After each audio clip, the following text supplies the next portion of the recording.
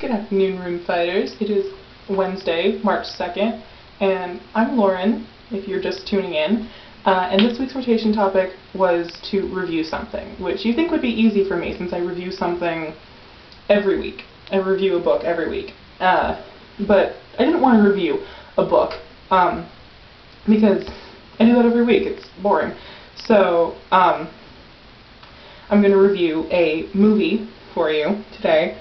The movie that I'm going to review is Yu-Gi-Oh! Bonds Beyond Time, which I saw last weekend. And if you're not a Yu-Gi-Oh! Fan, this video is probably not going to make much sense, so you can probably just click away right now. But yeah, if you'd like to be a Yu-Gi-Oh! Fan, I can put a link right here to something Yu-Gi-Oh! Related to get you started. Look at that. Look at a whore I am.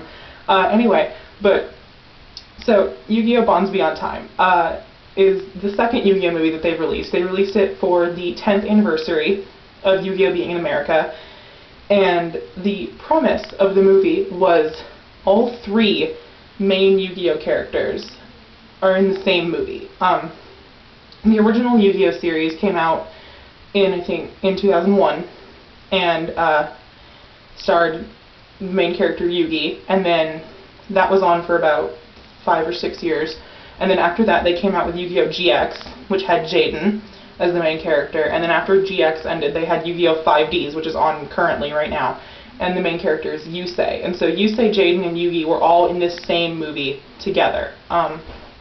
Basically what happened was there was this bad guy named Paradox from the future, more future than 5Ds, and he had this idea that Duel Monsters, the card game that the whole show was kind of based on, had destroyed the human race. So he goes back in time to try to erase Duel Monsters from existence, and Yugi, Jaden, and Yusei have to stop him. So that's what's going on, and it was campy, and it was cheesy, and it was Yu-Gi-Oh!, and it was beautiful.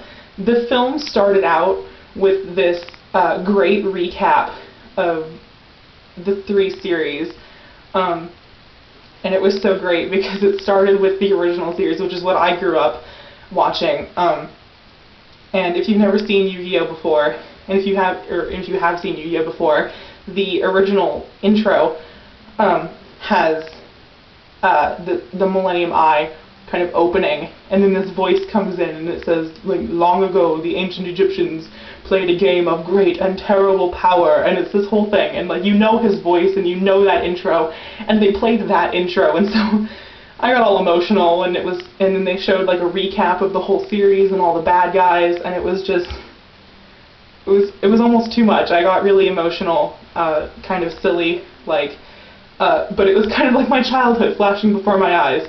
And then it was really nice because they recapped GX and 5Ds after that. So I think they did a really good job of not alienating any of their fans, which I was kind of afraid they were going to do. But they didn't. They incorporated all three, and so there were plenty of people of different age groups in the theater when I was there. There were even people older than us, that was kind of weird. But there were people older than me and my friend who went with me, and there were kids much younger, and it was kind of this great experience, like a melding of the generations kind of coming together to just enjoy Yu-Gi-Oh! And all be Yu-Gi-Oh! Fans together. And if that wasn't great enough anyway, you get a free collectible trading card with your ticket purchase. I got the card. Let me show you. This is my ticket, which was ridiculously expensive because it was in 3D, which I hate 3D movies because I wear glasses and I can't wear the 3D glasses over my glasses very well. But it was in 3D, and I saw it anyway because that's how much I love Yu-Gi-Oh! So that cost ridiculous amounts of money. And it was only playing in one theater in the entire city. And we have a lot of movie theaters here in Vegas, and it was only playing in one theater way out in the middle of nowhere, and it was only playing for 2 days, 2 showings a day. That's how they released the movie. I don't understand. But I did get my collectible trading card, which is probably the crappiest card I've ever gotten, but the movie cards usually are, because, you know, in the show and the movies they cheat, and in the game you can't do that. So, yeah.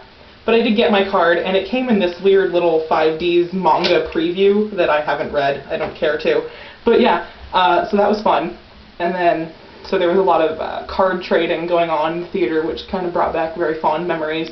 And overall, it wasn't the best movie ever. I mean, I didn't expect it to be a good movie, but it was definitely like all about the experience and just kind of the nostalgia of it all. And if that's what I'm rating the movie on, just completely, 10 out of 10, 20 out of 20. It was just the best experience. The movie, you know, it didn't even have to be that good. They could have re-released the first Yu-Gi-Oh movie, and I would have gone to see it, and it would have been the same feeling. It would have been just as good. So yeah. So that's my review. If you are a fan of Yu-Gi-Oh! And you missed it last weekend, they're playing it a second weekend, March 5th and 6th. I'll put the link to their website down in the bottom bar in the doobly-doo if you're interested. See if it's playing anywhere near you. If it's not, then please, if you're a fan, you have to see it. Don't be afraid of the GX and the 5Ds. Just see it. Get a bunch of friends together and just watch it. It's a great experience. So yeah. So that's my review of Yu-Gi-Oh! Bonds Beyond Time. And I will see all of you next rotation, whatever that topic may be. So yeah. Bye, Roomfighters.